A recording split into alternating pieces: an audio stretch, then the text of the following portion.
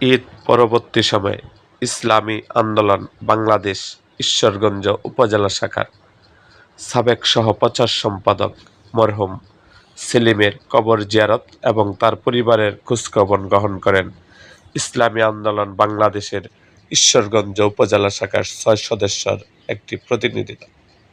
এ সময় উপস্থিত ছিলেন ইসলামী আন্দোলন বাংলাদেশ ঈশ্বরগঞ্জ উপজেলা শাখার সহসভাপতি মাওলানা লুকমান হাকিম, সহসভাপতি জহির মাহমুদ আফ্রিদি, প্রচার সম্পাদক নাজমুল ইসলাম, সদস্য নজরুল ইসলাম আকন্দ, ইসলামী ছাত্র আন্দোলন বাংলাদেশ ঈশ্বরগঞ্জ উপজেলা শাখার সভাপতি আবদুল্লাহ জুবায়ের এবং সেক্রেটারি নাহিদ হাসান।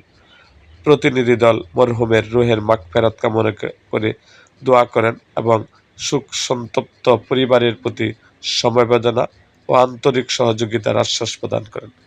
আল্লাহ তাআলা মরহুমকে জান্নাতুল ফিরদাউস দান করুন, আমিন।